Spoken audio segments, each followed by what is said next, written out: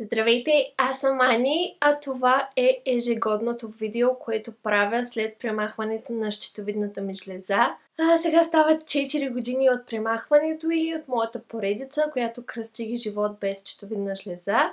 Това видео, както може би сте видели от заглавието, е всъщност какво се случи от последното ми видео, т.е. от третата година до четвъртата година и пътя към втората операция. Сега ще ви разкажа какво предстои. Още не е имало втора операция, но ще има. Кратко въведение за хората, които попадат на това видео и не знаят моята история. Всъщност имам по-подробни видеа, но най-общо казано преди 4 години и половина на един абсолютно случайно рутинен преглед се оказа, че имам възел на щитовидната жлеза. Бях насочена към ендокринолог. Аз съм от Варна, така че това се случи във Варна. Ендокринологът се оказа изключително добър в това да диагностицира нещата на ехограф и още на следващия ден ме извика за биопсия. Направих биопсията, тя се оказа 6-та степен от максимум 6, като 5 и 6 са най-притеснителните неща. Следователно това означава, че всъщност този възел е злокачествен, което буквално означава рак на щитовидната жлеза. Бях насочена за премахването и това се случи едно лято. Няколко месеца по-късно срещи с различни лекари. Всъщност направих операцията си през януари 2021 година. Сега стават 4 години от нея. След премахването на жлезата, диагнозата се потвърди, тъй като тези биопсии, разбира се, могат да са грешни, за което много хора се надяват. При мен диагнозата се потвърди с хистологията от операцията, т.е. наистина ставаше въпрос за рак на щитовидната жлеза, като при този вид рак има различни видове, така да кажа. При мен всъщност варианта е най-благоприятният и най-често разпространеният, който се нарича папиларен карцином на щитовидната жлеза. Накратко казах, че ще разкажа тази история. Всъщност при този вид рак няма химиотерапия, няма лъчелечение. Лечението се прави с радиоактивен йод, като се изпива доза радиоактивен йод, който щитовидната жлеза поема, тъй като тази жлеза е единственият орган в тялото, който използва йод в толкова големи количества. Съответно, ако е останало нещо, този радиоактивен йод буквално го унищожава и това се използва като превентивна мярка след премахване на жлезата да се унищожи абсолютно цялата тъкан, която евентуално е останала. При мен не беше 100% сигурно дали трябва да се прави, беше ми препоръчано, но аз планирах бременност и не го направих. Съответно, половин година по-късно, повече даже, забременях, родих, така нататък. Минаха няколко години. Това беше предисторията и сега текущата история. Всъщност, още от началото на моята операция аз имам едни лимфни възли, които наблюдават при мен. Така и не е ясно дали те са останали от операцията, дали са били там по време на операцията. Оказа се всъщност, че след като сега се видях с няколко лекари, всъщност, че повечето предпочитат да не пипат лимфни възли по време на операцията, освен ако не е сигурно, че те са заразени или има някакъв проблем, тъй като обикновено това носи повече вреда, отколкото потенциална полза. Така че обикновено по време на самата операция се премахва само жлезата. Това е стандартният протокол, така да се каже. Да, при мен още от началото има едни лимфни възли, които се наблюдават. В последствие малко обърквам историята, но се оказа по-скоро, че те са от началото и са били там още от предната операция. Така че тях ги наблюдавахме с ендокринологката, която ме следеше тогава, се бяхме разбрали и аз бях напълно наясно, че както и да се развият нещата, вероятно в някакъв етап от живота си ще трябва да пия радиоактивния йод. Тя ми беше предупредила, аз бях наясно, така че няколко пъти тя се е опитвала да ме насочи, но общо взето миналата година, аз мисля, че това го разказах в предното видео, всъщност тогава те пак ме насочиха за тези лимфни възли да отида да пия радиоактивния йод и ме вкараха на една среща на онкокомисията във Варна. Аз разказах го. Тогава бях много разстроена и общо взето всички ми казаха следай долу да се запишеш за радиоактивния йод. Аз не се записах, направих си консултация с друг лекар, който е завеждащ в София по лъчелечение и такъв тип лечение, който тогава ми обясни общо взето, че новите препоръки в световен план са, че трябва на ехографа да има нещо, трябва изследванията да мръднат, така че не е само един фактор да има притеснителен лимфен възел и според него нямаше нужда тогава да пия радиоактивния йод. При премахването на щитовидната жлеза всъщност има един хормон, тиреоглобулин, който произвежда щитовидната жлеза, който се превръща в така наречения туморен маркер след премахването и защото жлезата е органът, който всъщност го произвежда, следователно след като няма жлеза, би трябвало този хормон да го няма. И той се използва за туморен маркер, т.е. по него следим дали нещо не се случва. И той трябва да е максимално нисък, щом нямам жлеза. При мен този туморен маркер в рамките на 3 години и половина винаги е бил под 1, максимум около 1, когато бях бременна и малко ми варираха хормоните, но под 1. При което тази есен всъщност той се разбута. Първо стана 2, после в рамките на месец стана 4. Съответно аз много се притесних, защото знам, че само по себе си това число не е високо, тъй като лекарите обикновено биха се стреснали, ако е примерно 10, 20, 40 и така нататък. Аз знам, че 4 само по себе си не е високо, но казусът при мен беше, че винаги е бил под 1, че първо стана 2 и в рамките на месец стана 4, което на практика е 50% увеличение. И аз започнах да обикалям по лекари, записах си 4 часа във Варна за различни ендокринолози, които да посетя, тъй като си търсих и ендокринолог, който да ме следи. Някои от тях доста сериозно ме нахокаха, че не съм пила йода още в началото и че едва ли не си играя с нещата, което е доста неприятно чувство да го чуеш, тъй като така или иначе това вече е свършен факт. И няма защо някой да ми се кара, че преди 4 години не съм направила нещо. Някои от тези лекари ми казаха, че всъщност йода в момента е единственото решение. Някои ми казаха, че евентуална операция би била, при което така се развиха нещата, че една от лекарките, които посетих, ме насочи да направя биопсия. Каза, че според нея най-добрият вариант да проверим тези лимфни възли, тъй като и тя каза, че я притесняват. Аз вече знаех от предните лекари, предните години. Общо взето всеки, който ме погледне на ехограф, казва, да, тези възли изглеждат притеснително. Така се текоха нещата. Отидах да направя биопсията, реших да я направя в Пловдив. Отидах, всичко стана много бързо, биопсията не е нищо страшно, не е болезнено, става бързо. Нека не ви звучи страшно. Отидах, направих я, оказа се всъщност, че имам 2 лимфни възела и един остатък от жлезата, т.е. те ми взеха биопсия от 3 места. Едното е като остатък от жлезата, което е останало буквално от самата операция, и 2 лимфни възли, един от които е на доста гадно място, цитирам гадно, нали, това са моите немедицински обяснения. Намира се между аорта и вена, ето тук някъде долу. Съответно, аз разбира се, знайки това и ме бяха предупредили, че мястото е малко неприятно и че не всеки лекар би се съгласил за биопсия. Затова отидах при този конкретен лекар в Пловдив, който ми беше много препоръчан. Разбира се, изпитвах някакъв страх и си представях какви ли не неща, че лежейки там някой ще ми набучи вместо възелчето, вената, аортата и каквото се сещате, ще започне една кръв и ще бъде много страшно, но всичко беше наред. Това е в кръга на шегата. Това цялото нещо се случи в болница, така че не е имало притеснение. Доста бавно излязаха резултатите за мен, въпреки че лекаря, когато вземаше биопсията, каза, че и той може да потвърди, че тези възли са притеснителни. Аз му се доверих, тъй като той е вземал много биопсии, изключителен професионалист и той е ендокринолог, но си личеше, че напълно знае какво прави. Нали, всичко, цялата процедура стана много леко и бързо. Каза ми, че най-вероятно наистина ще са кофти, т.е. пак резултатите ще са като предния. Тежко пресипнала съм и току-що минах биопсия в Пловдив. Взеха ми от 3 места.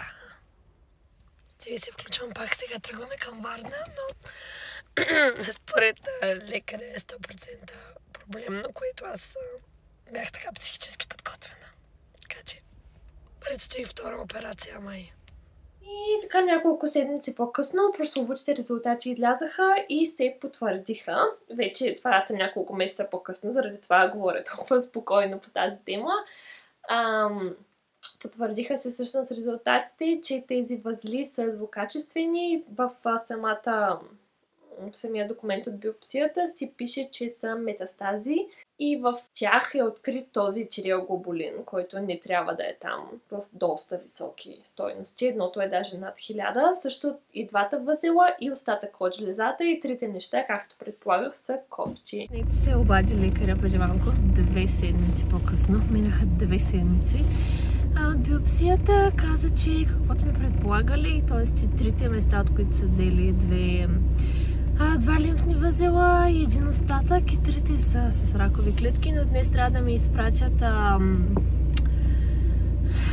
хистоепикризата, то не е хистология, в която всичко е описано, така че ще видя за какво става въпрос. Иначе днес бях при поредния лекар. Вече имам мисия да си намеря лекар във Варна, който да ме следи. Това е петия лекар, при който ходя, и просто ще се побъркам, защото тази днес пак каза, че само йода е лечение. Вече имам 3 мнения, че трябва да правя йод, и 3 мнения, че трябва да направя операция. И сега ще предстои трудното, не просто решение, ами да разбера всъщност има ли варианти, има ли опция за само операция, има ли опция за само йод, има ли опция операция плюс йод, не знам, аз все още съм супер против йода, никак не се чувствам окей.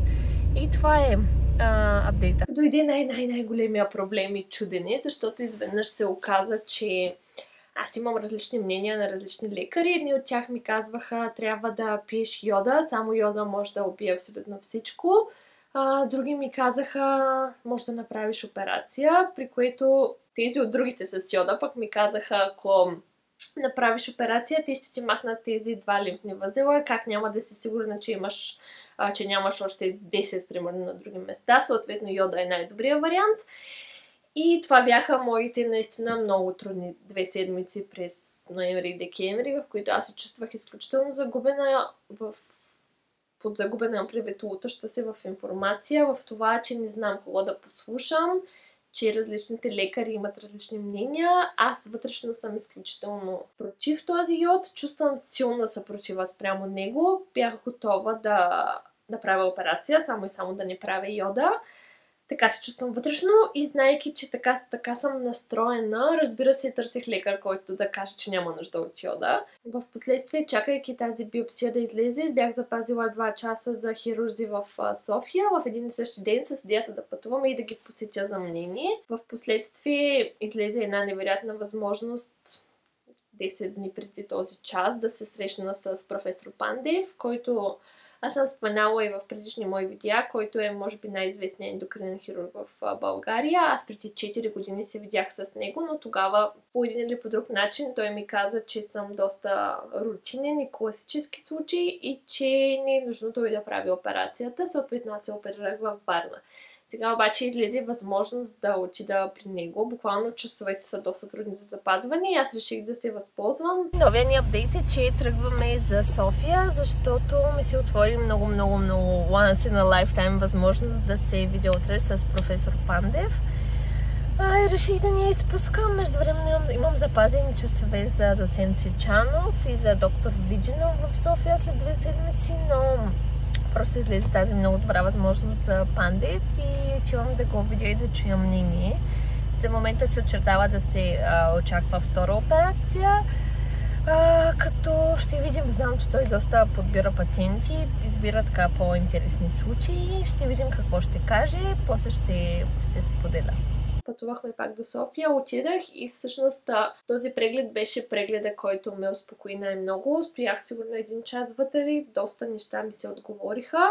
Седмица, 10 дни по-късно се видях и с други 2 хирурзи. Единия не ми допадна изобщо, а другия, който в момента препоръчват изключително много, доктор Видинов. С него също си поговорихме много, но всъщност той е гърден хирург и аз в последствие реших, че ще се доверя на професор Пандев.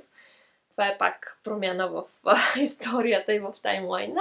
Но какво ми обясни той, че всъщност при мен в началото той каза, че тези лимфни възли не са толкова притеснителни, когато си говорихме. Че ако са само 2, има хора, които имат и по 40, че аз съм ги имала от преди 4 години от първата операция и това, че имам тези лимфни възли не означава, че утре ще се събудя и те от 2 ще са станали 20. Не работят така нещата, което беше моето притеснение, колко е спешно, защото аз разбрах, че те очевидно са злокачествени, че трябва да се махнат, нали аз не искам да си ги пазя, но просто си представях, че нещата са малко по-спешни, така да кажа. Той ми обясни, че не е точно така, че няма нищо страшно и даже едва ли не първоначално по думите му звучеше все едно не е нужно да се оперират и могат да се наблюдават. Така, доста говорихме по тази тема. Обясни ми всъщност, че тъй като имам остатък от жлезата, това е причината. Това са неговите думи, на които в последствие аз реших да се доверя, въпреки различните мнения на различните лекари. Но това, че имам остатък от жлезата, всъщност заради това йода не би подействал на тези лимфни възли. Какво имам предвид? Че пиейки йода, той ще атакува първо този остатък от жлезата и съответно той ще убие него, но лимфните възли пак ще останат. Така че според професор Пандев, всъщност при мен ще трябва и операция, и йода. Но тъй като той е хирург, той каза, аз правя операциите, после с йода се занимават радиолозите. Така че при мен по-скоро стъпките ще бъдат да се премахнат тези лимфни възли и след това, вече спрямо резултатите и хистология от операцията, какво се случи в последствие, след среща с радиолози, вероятно да се пие и йода, който вече наистина да убие всичко потенциално останало. Така са, това бяха стъпките, които той каза, че вероятно би трябвало да последват. Както казах, първоначално извинявам се, че съм малко хаотична, просто историята е леко заплетена и вече минаха месец и половина минаха от тези неща и малко ми е олегнало и успявам да я разкажа не толкова емоционално и по-структурирано.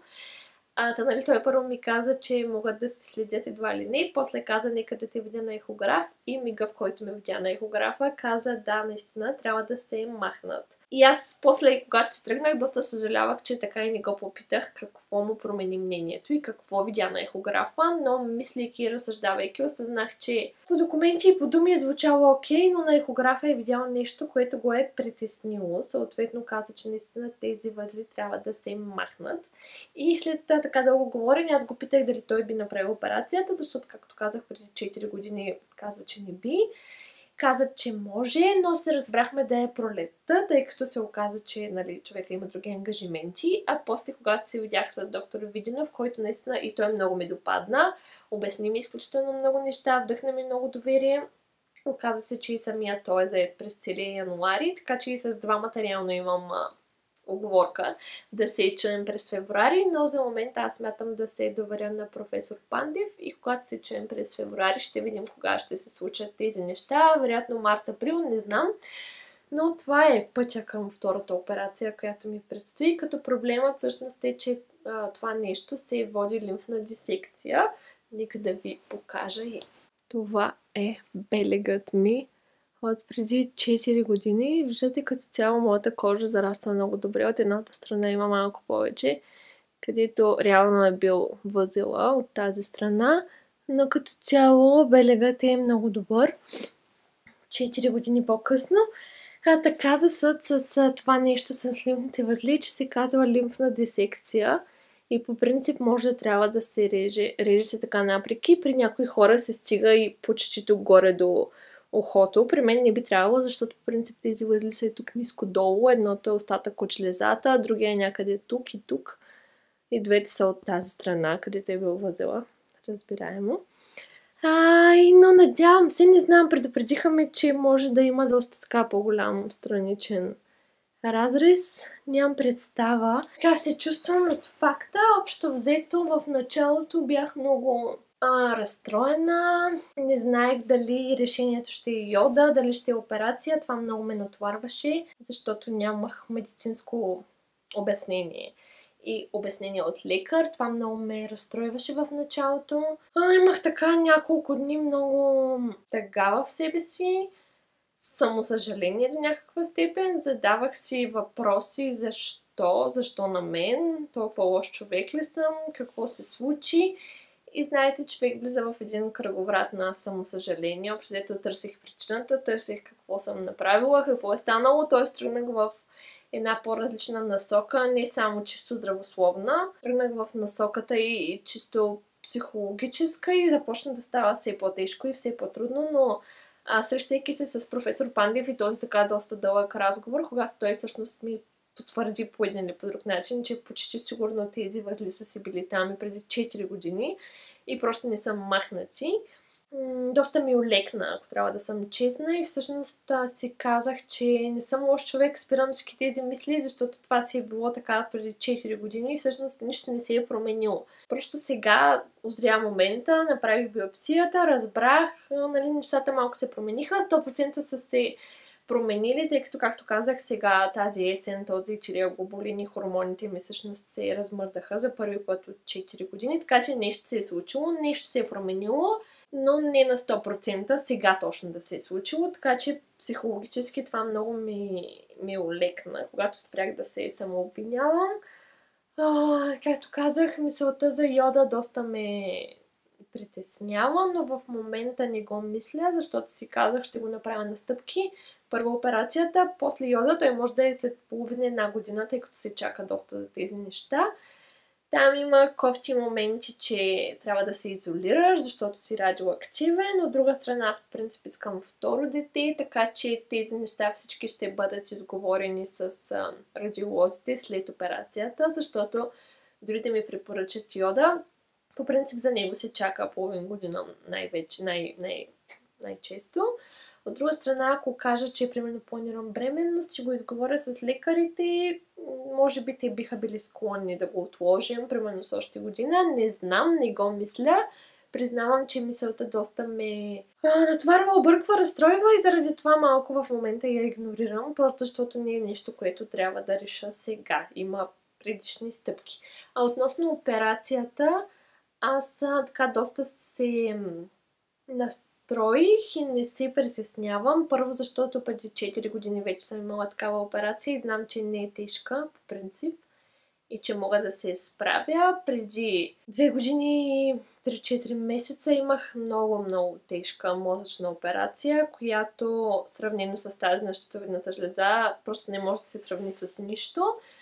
Но се справих и с нея и буквално аз просто знам, че мога да се справя и че няма нужда да ме е страх. И преди пък 6 години имам още една друга операция, така че имам вече три пълни опойки, тази ще ми е 4-та, не се притеснявам, знам какво да очаквам, знам как реагира тялото ми и всъщност дори това, което ме мотивира е, аз много харесвам Биляна Савова, нейната история, не знам дали сте запознати, но през няколко години, когато тя преминава през сърдечна операция, тя така няколко месеца се подготвя, изключително сериозно за това нещо, защото това е много сериозна операция. Тя се подготвя психически, чрез хранене, чрез медитация и чрез подготовка и слушайки Биляна, аз реших, че и аз мога да пречупя нещата така през тази призма и през този поглед и всъщност да взема най-доброто от тази лоша ситуация и да се подготвя психически, тъй като, както казах, това ще е най-рано след 2 месеца от текущото снимане на това видео.